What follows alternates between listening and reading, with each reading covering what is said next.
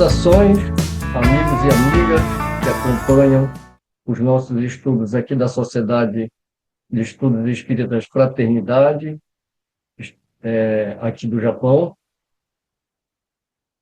e nós possamos, mais uma vez, juntos, refletir sobre os estudos propostos pela nossa sociedade. E o dia de hoje é dia do Evangelho segundo o Espiritismo, ou seja, de acordo com os princípios básicos do Espiritismo. Lembrando que Kardec, por várias vezes, ele escreveu sobre a interpretação que é dada às palavras de Jesus. E ele também deixou claro que ele não se preocupou com uma ordem cronológica, ele não se preocupou com fatos corriqueiros da vida de Jesus, que muitas vezes acabaram se tornando dogmas da igreja. Ele está mais preocupado em extrair a moral que Jesus estava, com muito esforço e muita didática, passando para nós. Então, nós vamos estudar o capítulo 2º do Evangelho segundo o Espiritismo, O Meu Reino Não É Deste Mundo.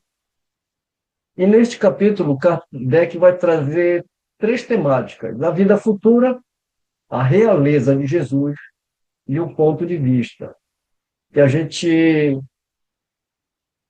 coloca como a parte teórica do ensinamento moral de Jesus.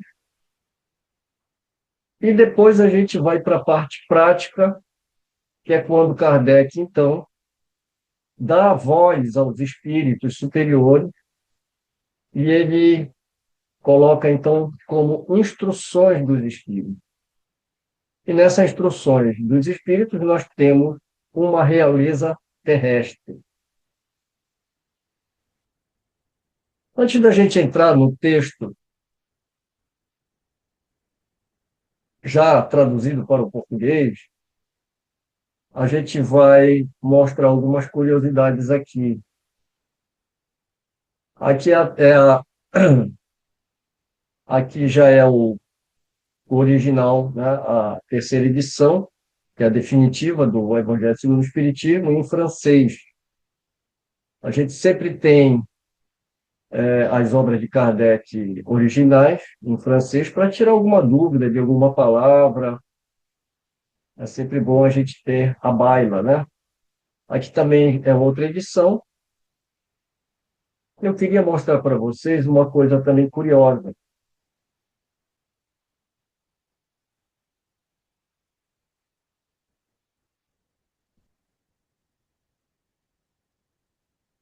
Ah, está aqui. Essa é a Bíblia de Port Royal, ou a Bíblia de Sassi. E aqui está o nosso objeto de estudo, que são os versículos 33, 36 e 37 do Evangelho de João, no capítulo 18. Então você vê, né, como Kardec ele está mais preocupado em retirar as passagens que vão nos arremeter a uma reflexão moral, né? O trecho que Kardec escolhe para apresentar nesse segundo capítulo é o que está em João, no capítulo 18, no versículo 33, 36 e 37, como a gente pôde observar lá na Bíblia de Sassi, né? E no próprio Evangelho, né, no original. Essa passagem diz assim: tendo Pilatos entrado de novo no palácio e feito vir Jesus à sua presença, perguntou-lhe: És o rei dos judeus?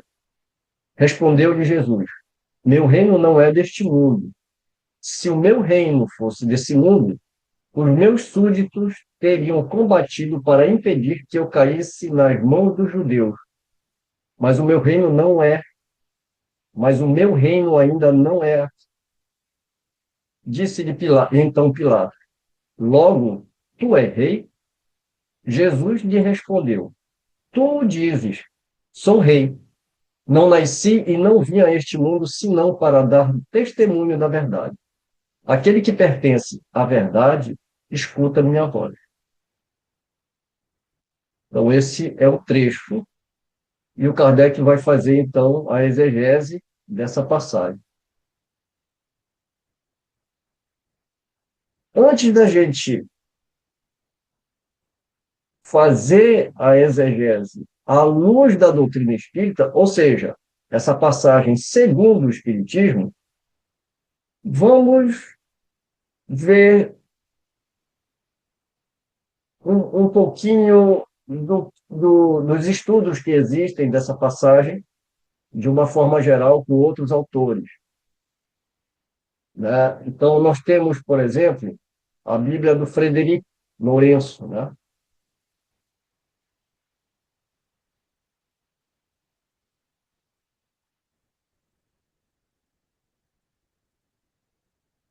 Ah, está aqui, né? Então, nós temos aqui a Bíblia do Frederico Lourenço,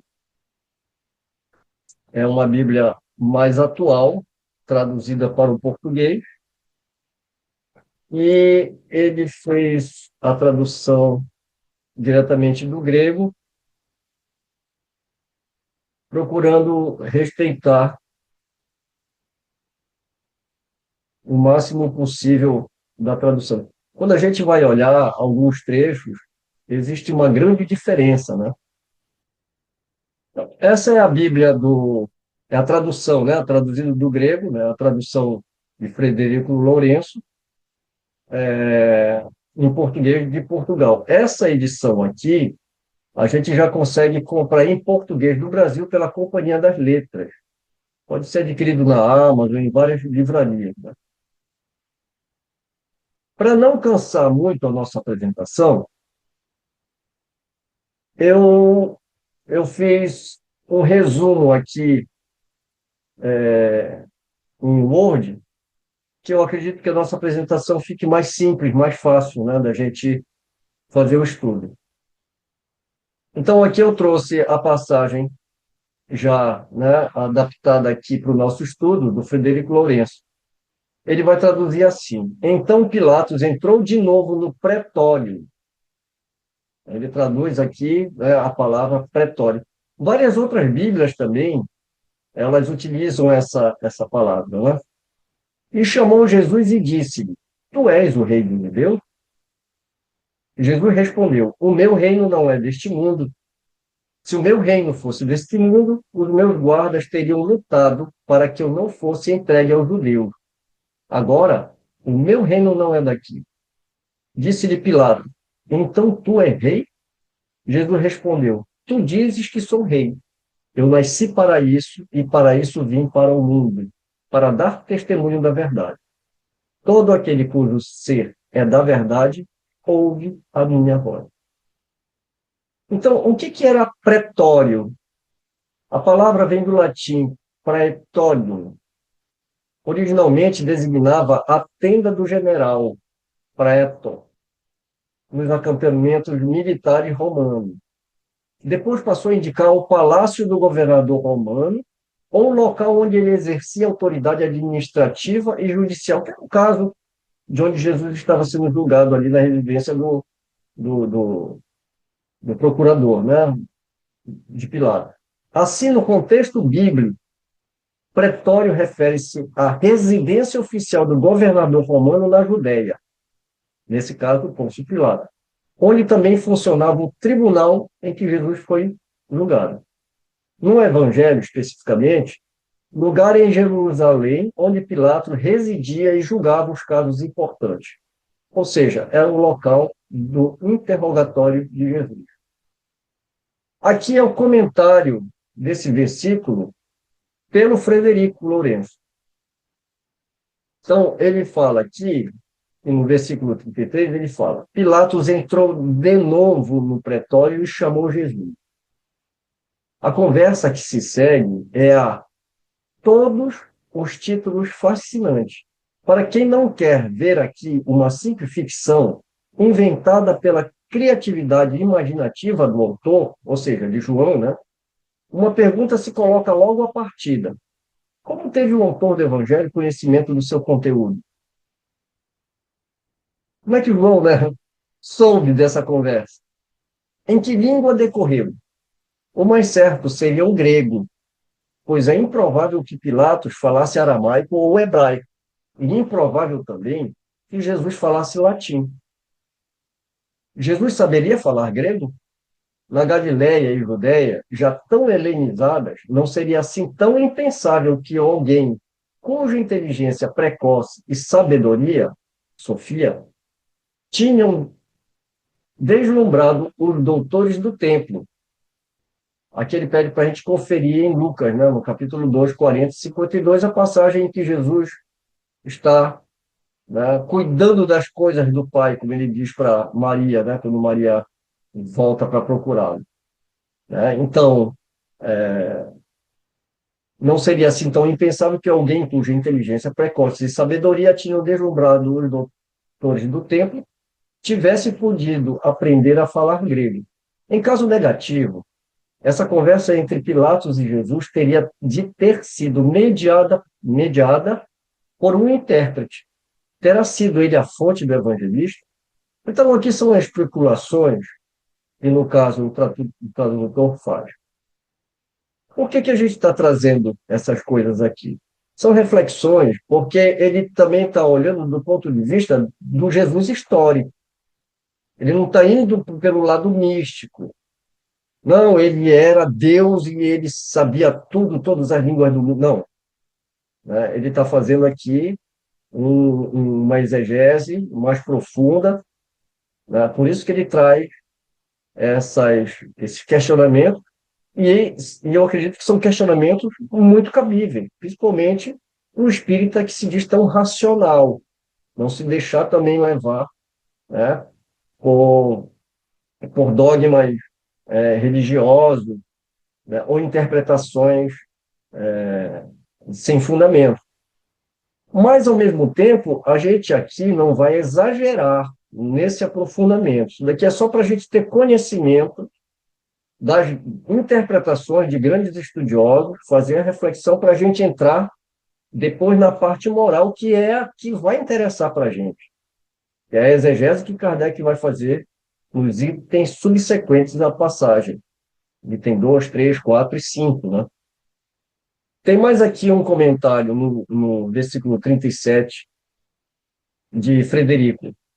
Ele abre aspas. Então tu é rei, rei. Ele abre aspas na fala, né, de Pilatos. Então, a pergunta de Pilatos, devido à presença na frase da partícula ou com, pressupõe uma resposta positiva. Ou seja, ele faz uma pergunta e, da forma como ele coloca, ele pressupõe uma resposta positiva. Sim, sou rei. É mais uma marca do fascínio que, no Evangelho de João, Jesus, indubitavelmente, exerce sobre o governador romano. Ou seja, até na fala de Pilatos, a entoação e o uso dessa partícula específica, né, já espera que ele diga que é, e aí denota exatamente esse fascínio, né, que Jesus exerce sobre Pilatos. Ou seja, é isso que o autor do Evangelho queria quando ele escreveu. Porque escrever também é uma arte. Né? A gente não vai fazer esse estudo aqui, mas se você for ver a estrutura de cada evangelho, principalmente do João, ele faz, você vai pegando as passagens, aqui, por exemplo, a história de Jesus, essa circunstância que a gente está lendo, ela tem um antes e depois. E João vai construir em 7 cenas, fazendo paralelo da primeira cena com a última, a segunda com a sexta, a terceira com a quinta e o núcleo central, que é o quarto. É uma estrutura, né, que ele utiliza. Mas a gente não vai entrar nisso aqui, por isso que eu falei, né? Não fugir muito também para a gente não perder o fio da meada, que o que interessa aqui é como Kardec coloca o Evangelho, o código moral, né, o código divino moral.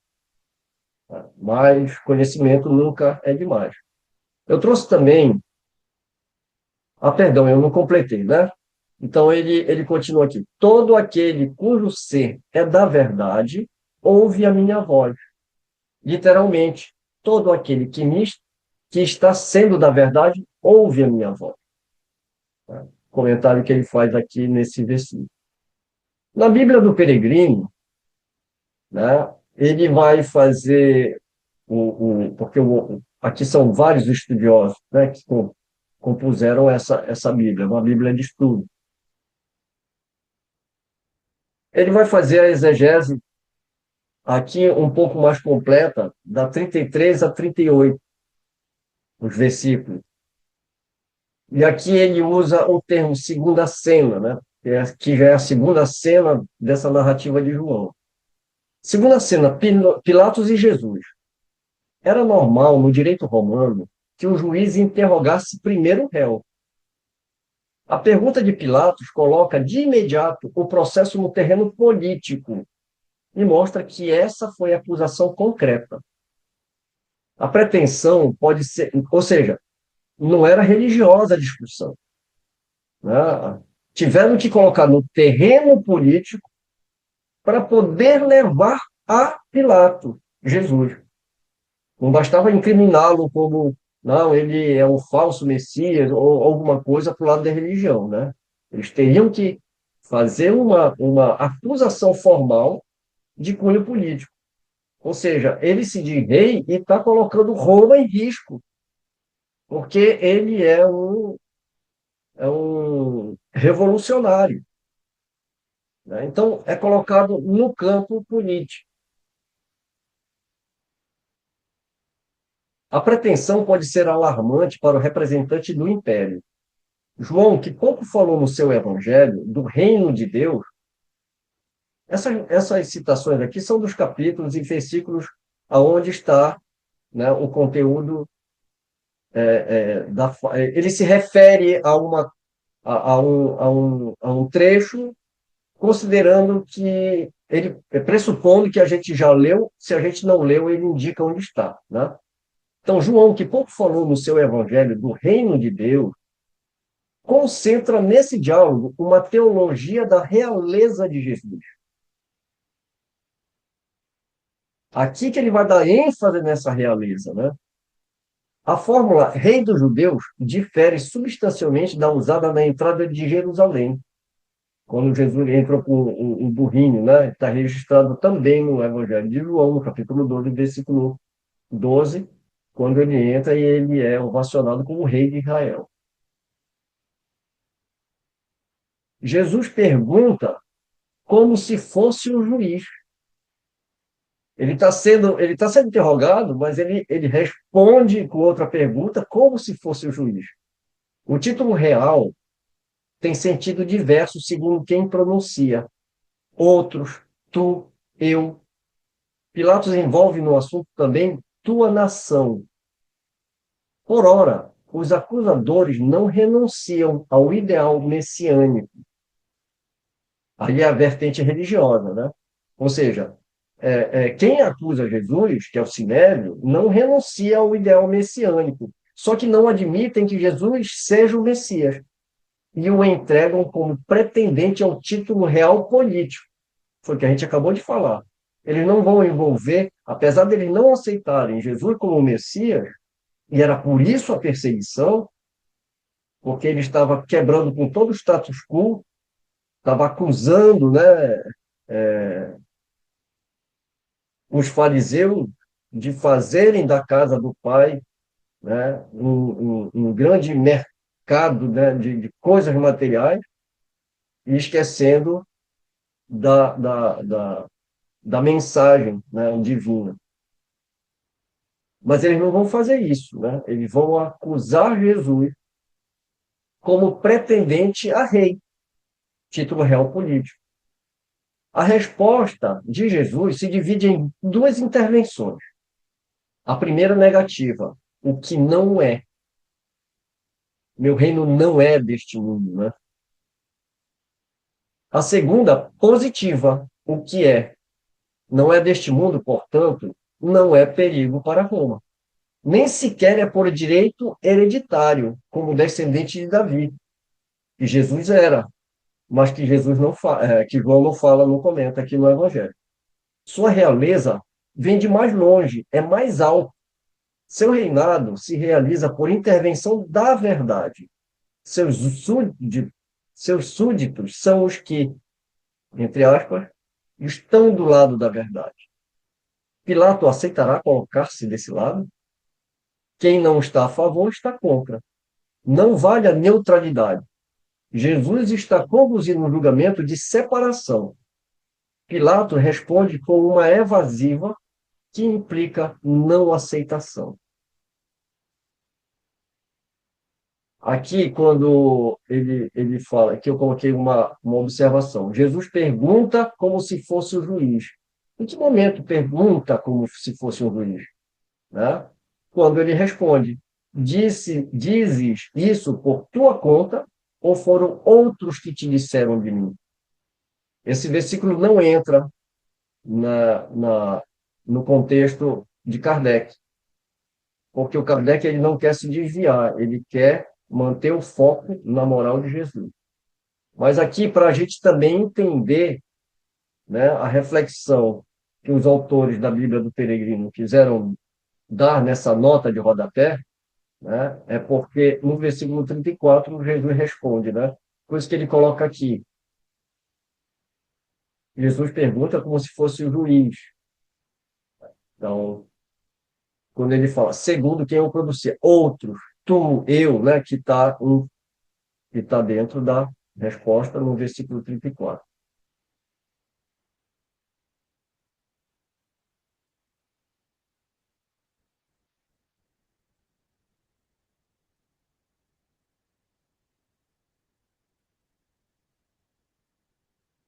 E é muito importante que a gente conheça o Evangelho, não se ater só às passagens que estão aqui.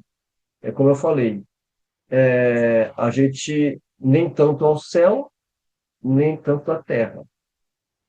Né? A gente não pode se ocupar em demasia, tentando fazer reflexões que muitas vezes vai nos fazer perder o foco, mas ao mesmo tempo não tem como a gente não conhecer as Escrituras.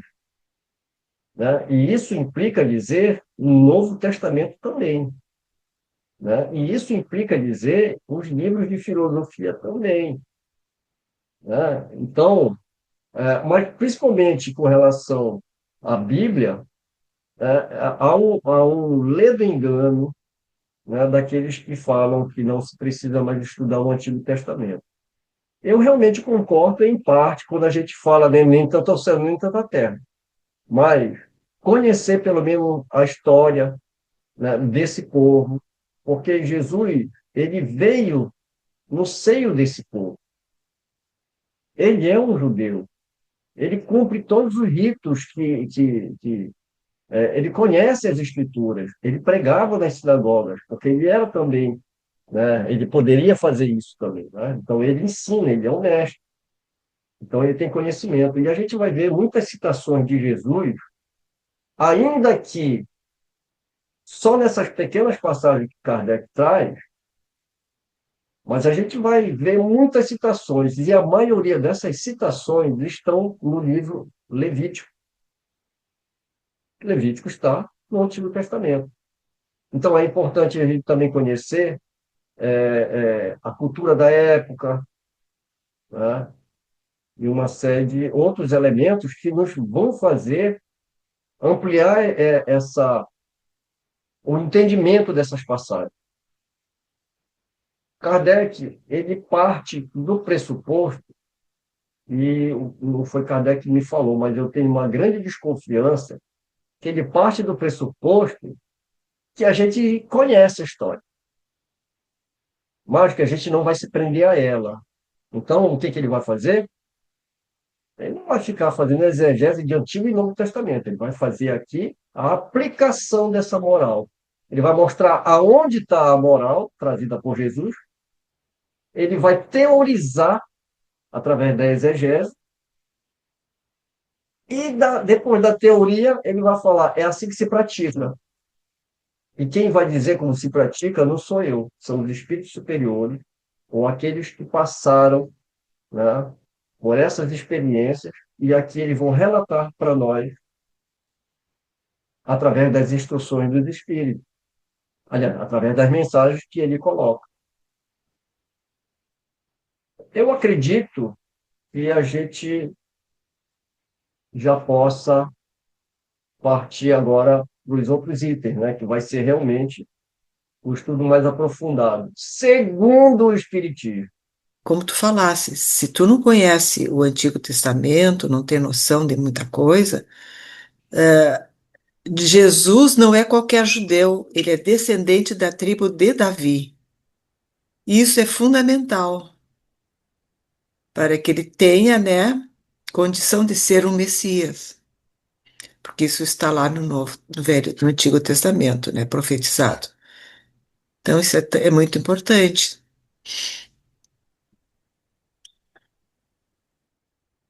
Tribo de Davi.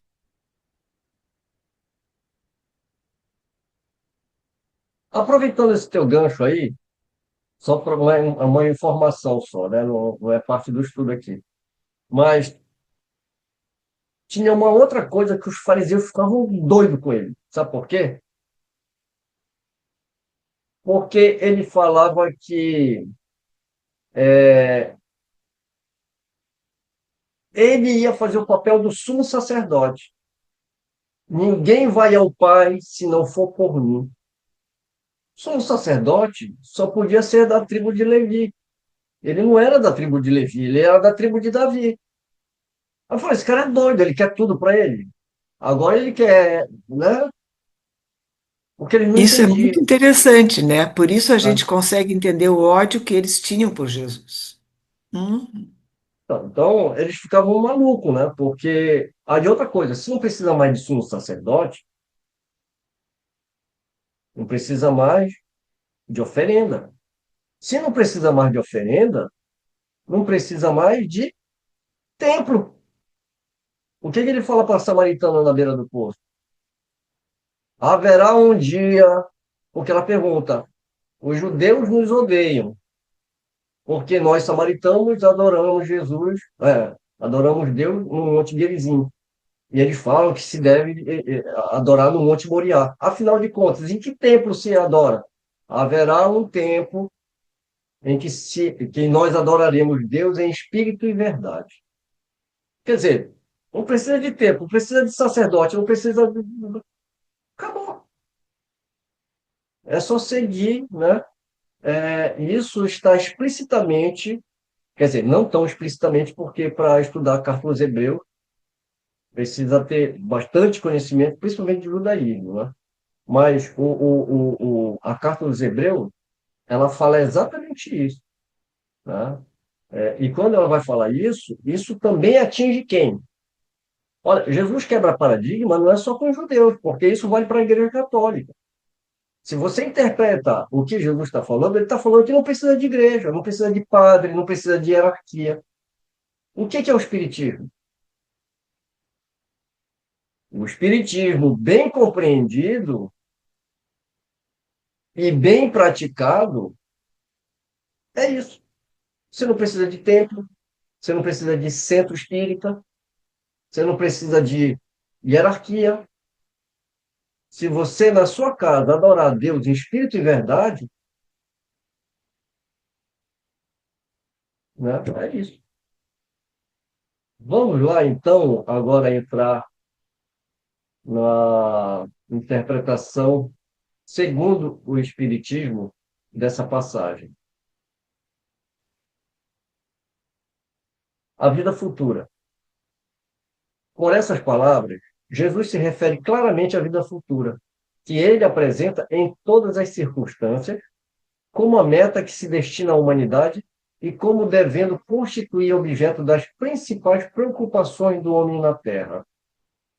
Então, quer dizer, o objeto das principais preocupações do homem na Terra é com a vida futura. todas as máximas se reportam a esse grande princípio. Com efeito, sem a vida futura, a maior parte de seus preceitos de moral não teriam nenhuma razão de ser. Por isso, os que não creem na vida futura, pensando que ele apenas falava na vida presente, não os compreendem ou os consideram pueris. Então, se a gente leva em consideração só a nossa vida material, que a gente vive aqui e a vida não continua, a gente só tem uma vida, é aquela história, né, de que não faz sentido, eu tenho que aproveitar aqui. Isso gera um egoísmo, a não compreensão, né, dessas máximas que Jesus traz. Esse dogma pode ser considerado, portanto, como o ponto central do ensino do Cristo, razão pela qual está colocado num dos primeiros lugares à frente desta obra, pois deve ser o alvo de todos os homens. Quem foi que escreveu o Evangelho segundo o Espiritismo? Kardec, muito bem intuído pelos espíritos superiores. Mas quando Kardec está escrevendo este livro, é o terceiro livro da codificação. Então, ele está colocando exatamente aqui, né, que é essa razão que esse tema está colocado nos primeiros lugares da frente dessa obra, porque faz parte dos princípios básicos do Espiritismo. Primeiro, né, a vida futura. Né? A gente compreender que a nossa vida verdadeira é a vida espiritual. Estamos encarnados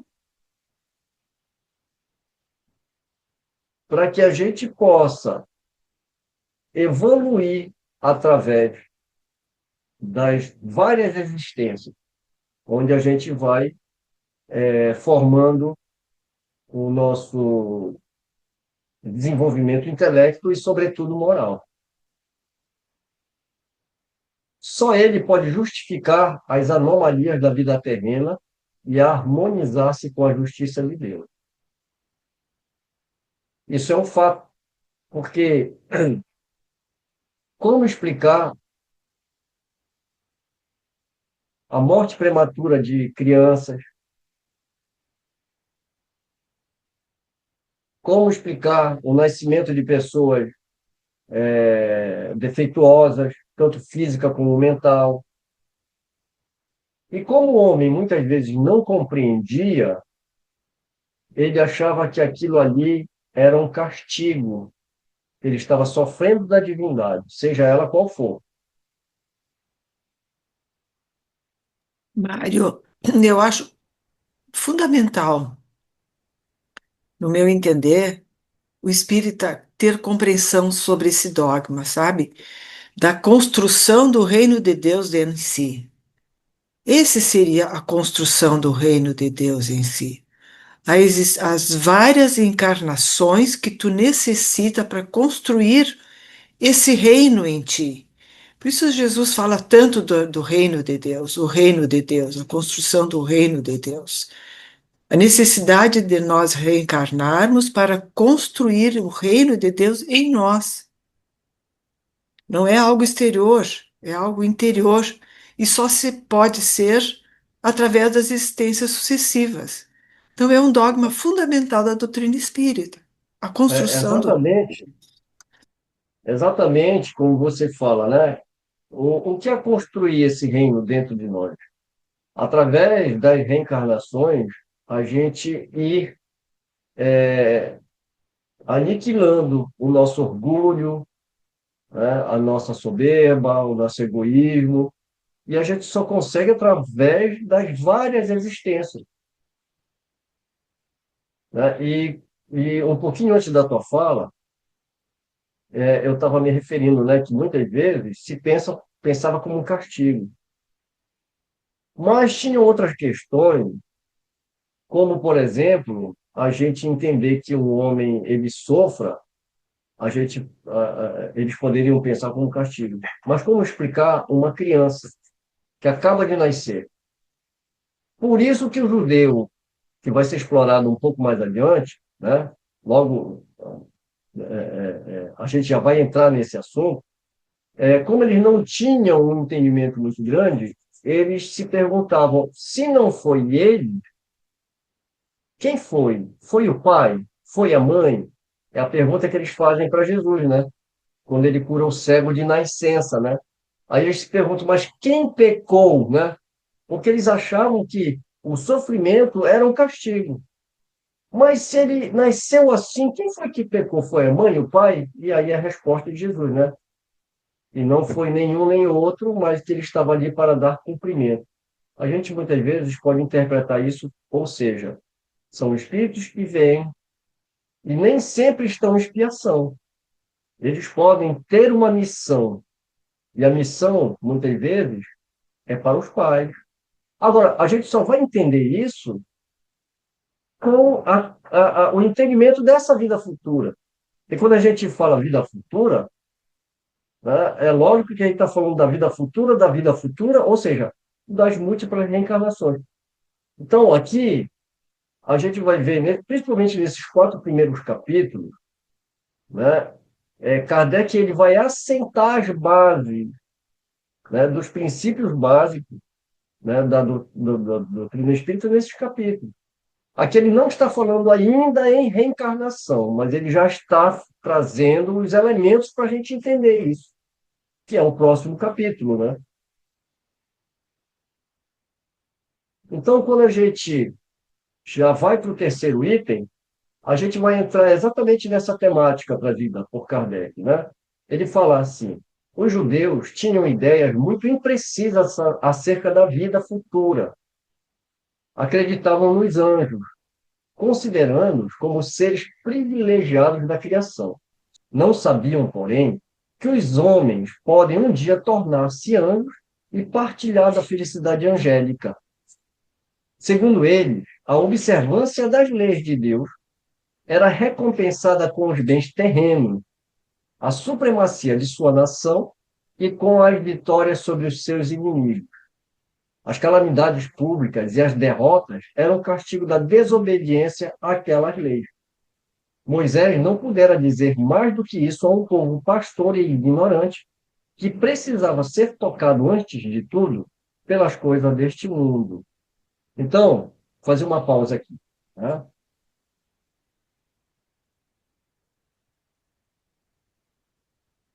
Então, se a gente não,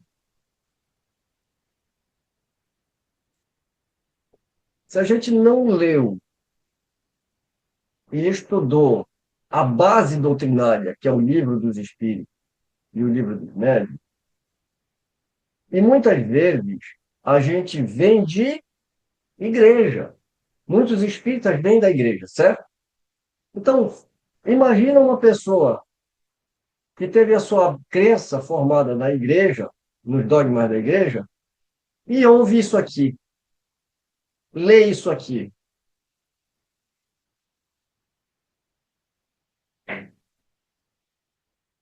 Mas no livro dos Espíritos está explicado lá no item 100, a escala espírita, uma escala de evolução que todos os espíritos passam. Lá está muito bem explicado isso aqui. Então, quem tem a base doutrinária, quem leu o livro dos Espíritos, quando lê isso aqui, está fazendo uma interpretação das palavras de Jesus segundo o Espiritismo. Isso daqui não é um sobressalto para quem se informou lá atrás. Lógico que não é só isso que vai dar a base. Né? O livro dos Espíritos inteiro, né? Vai falar sobre reencarnação, vai falar sobre toda a base que a gente precisa para entender. Agora, né, por que que Kardec está fazendo a interpretação através dessas ideias? Baseado em quê que Kardec está interpretando essa passagem dessa forma? Baseado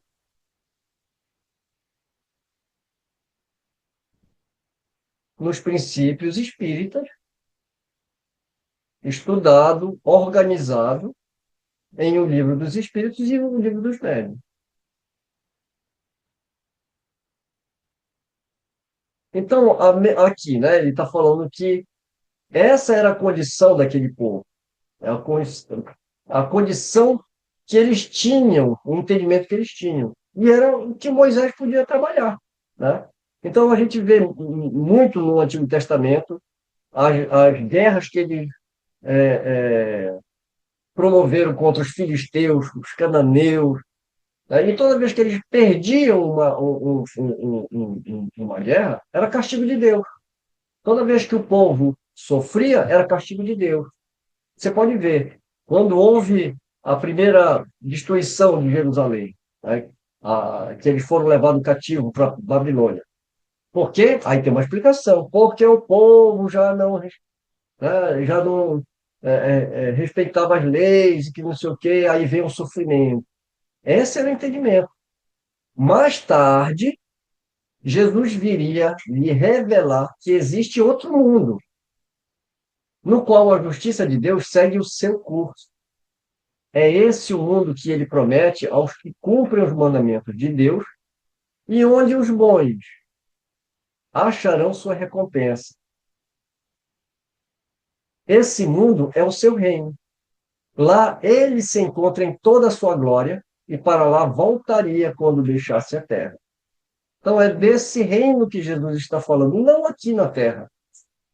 Outra ideia que reforça muito a compreensão desses hebreus era, por exemplo, você pega a Bíblia, você não vê muitas passagens indicando a idade das personagens bíblicas. Noé viveu 300 anos. O homem que mais viveu foi Matusalém, né? 900 e tralalá. Aí a gente pergunta, mas hoje a gente, com toda a tecnologia, com todo o conhecimento da ciência, com todos os remédios, com todas as condições que a gente tem, a gente não consegue chegar a 100, né? Mais ou menos isso. O que tinha de diferente naqueles homens? A imagem do judeu tinha que ser uma imagem concreta. Então, quando se narra a vida desses homens eminentes e tementes a Deus, eles têm que ter algo diferente. É a longevidade deles. Como quem diz, quem anda com Deus vive mais, mas vive com fartura. Você vê que todos eram fartos. Todos tinham escravos, mulheres, plantações. Então, era a forma concreta. Então, Jesus agora vai começar a indicar para esses homens coisas abstratas, mas numa linguagem ainda concreta. Por isso que ele vai ter que fazer analogia com pesca, com semente, né, com plantações, com trigo. Jesus, porém, conformando seu ensino com o estado dos homens de sua época, não julgou conveniente dar-lhe luz completa, que os deslumbraria sem os esclarecer, pois não a compreenderiam. Isso não se dá quando Kardec está fazendo a pergunta para os espíritos. Tem perguntas que os espíritos falam, vocês não têm ainda cognição para isso. Não falam com essas palavras, mas praticamente é isso. O véu deve cair à medida que o homem evolui. Limitou-se, de algum modo, a apresentar a vida futura apenas como um princípio, como uma lei da natureza da qual ninguém pode escapar. Todo cristão, pois, crê necessariamente na vida futura, mas a ideia que muitos fazem dela é ainda vaga, incompleta e, por isso mesmo, falsa em diversos pontos. Por exemplo, não tem-se uma crença de que todos nós, ao morrermos, estaríamos entrando num estado de sono profundo, esperando a volta de Jesus para separar os bons dos maus. Não existem aqueles outros que acreditam que ao invés de dormir, a gente já vai direto para o céu ou para o inferno. Acredita-se no mundo futuro, mas a ideia ainda é muito vaga, incompleta e falsa em diversos pontos. Para grande número de pessoas, é apenas uma crença, sem nenhuma certeza absoluta. Daí as dúvidas e mesmo a incredulidade. E aí, a gente vai fechar, né, esse item com o Espiritismo.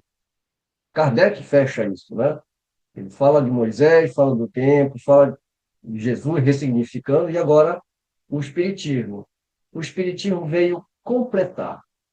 Então, lembra no início desse livro, o objetivo dessa obra, né? E depois ele vai falar sobre a autoridade da doutrina espírita, né? Então, muitos trechos dos evangelhos e das obras sagradas, né?